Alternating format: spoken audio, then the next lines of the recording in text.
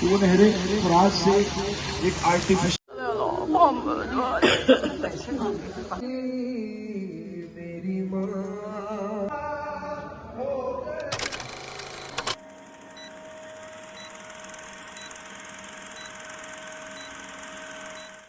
السلام علیکم my YouTube family, welcome back to سیور اکبر سبیر جعفری۔ کیسے ہیں آپ سب لوگ؟ امید کرتی ہوں آپ سب ٹھیک ٹھاک ہوں گے۔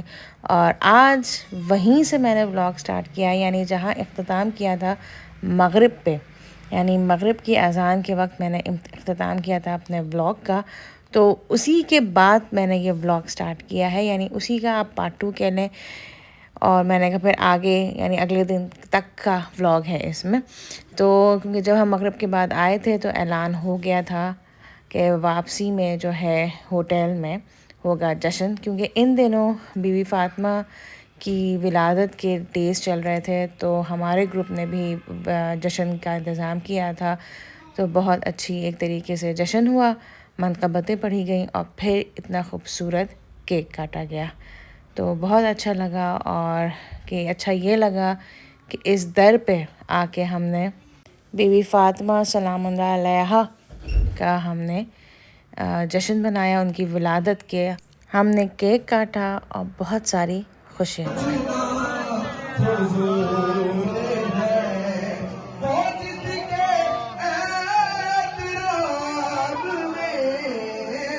جب ہم نجف میں تھے، جب بھی میں نے آپ کو ولاگ میں بتایا تھا کہ میں نے تبرکاً جو ہیں ساری مٹھائیاں بانٹی تھیں نجف میں، کیونکہ جب بھی سٹارٹ ہوئے تھے بی بی فاطمہ سلام اللہ علیہا کے ولادت کے دن، تو ہمارے گروپ والوں نے یہی سوچا تھا کہ ہم جب کربلا معلیٰ آئیں گے تو وہاں پر ہم جشن کریں گے۔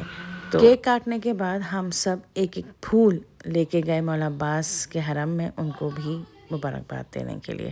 One day later. اگلے دن کا ولاگ میں نے مولا حسین علیہ السلام کے حرم سے سٹارٹ کیا، اور میں نے سوچا کہ میں آپ کو ایک خوبصورت جگہ دکھاؤں جو کہ مولا حسین علیہ السلام کا گنبد ہے، جو کہ کہا جاتا ہے کہ اس گنبد کے نیچے یا اس گنبد کو دیکھ کر جو بھی 3 دعائیں مانگی جائیں وہ انشاءاللہ تعالیٰ قبول ہوتی ہیں۔ تو میں نے کہا یہ شرف میں اپنے ساتھ ساتھ آپ سب کو بھی دوں کہ اس گنبد کو دیکھ کر آپ اپنی 3 دعائیں مانگیں مولا حسین کے وسیلے سے، تو انشاءاللہ ضرور پوری ہوں گی۔ یہاں پہ ہم سب انتظار کر رہے تھے ظہرین کی نماز شروع ہونے کا، کیونکہ یہاں پہ جو لوگ یعنی جو مومنین جا چکے ہیں یا جو زائرین جا چکے ہیں وہ سب جانتے ہیں کہ نماز کی ٹائمنگ سے کم از کم 1 گھنٹہ یا آدھا گھنٹہ پہلے ہمیں مولا کے حرم میں، چاہے وہ مولا حسین علیہ السلام کے حرم میں نماز پڑھی جائے یا مولا عباس کے حرم میں پڑھی جائے، تو ہمیں آدھا گھنٹہ پون گھنٹہ پہلے نکلنا چاہیے تاکہ ہمیں جماعت میں جگہ مل جائے۔ تو ہم لوگ یہی کیا کرتے تھے کہ ہم وقت سے پہلے نکل جاتے تھے تاکہ آرام سے ہمیں جماعت مل جائے۔ ظہرین کی نماز پڑھنے کے بعد ہم لوگ پھر ہوٹل آ گئے، کیونکہ لنچ ٹائم ہو چکا تھا، کیونکہ وہاں سے آتے آتے تقریباً 1:30 بج جاتا تھا، تو ہم لوگ کا لنچ ہو جاتا تھا 2 بجے تک، اور پھر اس کے بعد کچھ دیر آرام کرنے کے بعد پھر ہم دوبارہ مغربین کے لیے روانہ ہو جاتے تھے تقریباً 4 سوا 4 بجے، کیونکہ مغربین جو ہوتی تھی وہ 4:15 تک ہوتی تھی جب ہم لوگ گئے تھے کربلا میں۔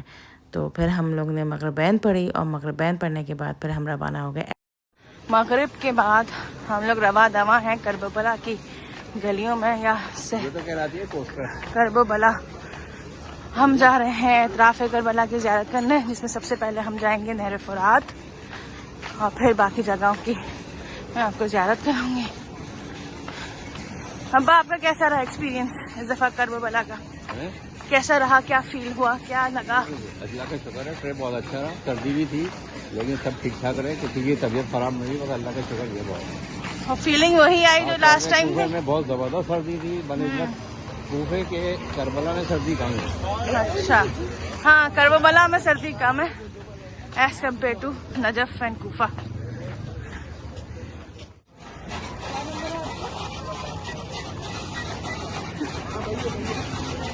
چکے ہیں نہر القمہ، نہر فرات، اور یہ سامنے آپ دیکھ رہے ہیں مقام امام زمانہ السلام علیکم محمد.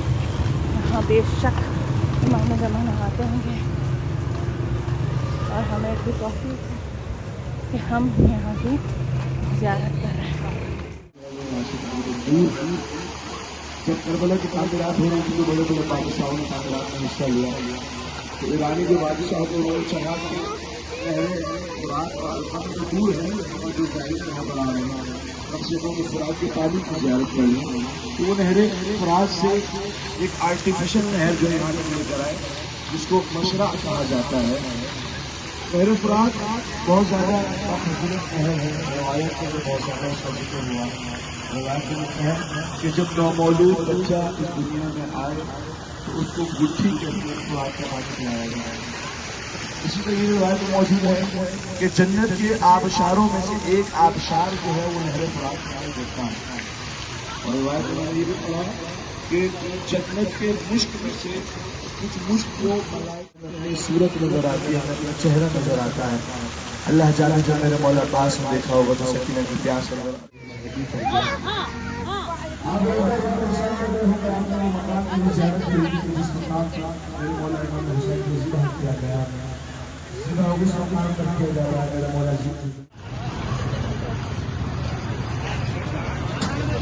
السلام علیکم امام زمانہ.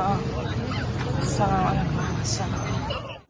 یہ وہ مقام ہے جہاں پہ امام زمان علیہ السلام آتے ہیں اور عبادت کرتے ہیں. اور یہاں کی زیارت کرنے کے بعد ہم روانہ ہوئے مقام حضرت علی اکبر اور مقام حضرت علی اصغر کی زیارت کرنے کے لیے.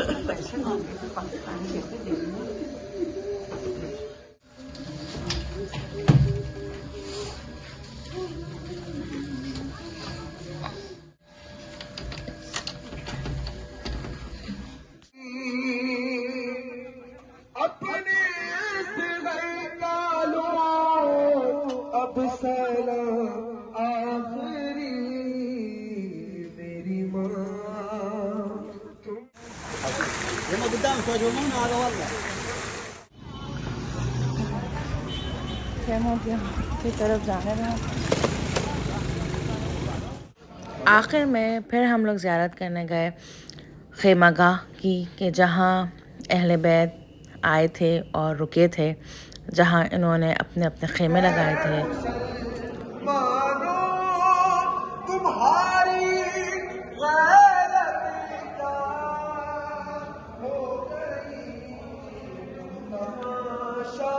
تو اٹھنیاں رکھنے کی جگہ جہاں الماریاں رکھی جاتی تھی. کیا ہے امی جہاں الماریاں رکھی جاتی تھی نا, مجھے پوچھنا. خیمہ گاہ میں آ کے ہمارے گروپ والوں نے ایک مجلس برپا کی اور پھر اس کے بعد ہم لوگوں نے زیارات کی. سب سے پہلے جو میں نے آپ لوگوں کو خیمہ دکھایا تھا وہ مولا عباس علیہ السلام کا تھے, اور پھر اس کے بعد جو ہے وہ جگہیں دکھائی تھیں جہاں اماریاں رکھی گئی تھیں یعنی اونٹنیاں رکھی گئی تھیں. اور پھر آگے جا کے جو امام حسین علیہ السلام کا خیمہ تھا, پھر اس کے بعد بی بی زینب کا خیمہ تھا, اس کے آگے جو ہے وہ امام زین العابدین علیہ السلام کا خیمہ تھا, اور تھوڑا سا آگے جا کے حضرت قاسم کا بھی خیمہ تھا. یہاں پہ بھی ہم لوگوں نے عبادات کی, 2 رکعت شکرانہ استغفار اور حاجات کی نمازیں پڑھی. اپنے ہوٹل کی طرف ساری زیارتیں ہم نے کر لی ہیں. مقام امام زمانہ, نہر فرات, حضرت علی اکبر مقام حضرت علی اکبر, مقام حضرت علی اصغر, اور اب ہم اپنے ہوٹل کی طرف جا رہے ہیں. اور اتنی ہے کنسٹرکشن ہو رہی ہے, مولا جلد سے جلد ہو اور ہم اپنے دوبارہ اس جگہ ہم آتے ہیں. تو اب میں اجازت چاہتی ہوں آپ لوگوں سے, دعا میں یاد رکھیے گا. انشاءاللہ بہت جلد نیکسٹ ولاگ میں ملاقات ہوتی ہے. اللہ حافظ.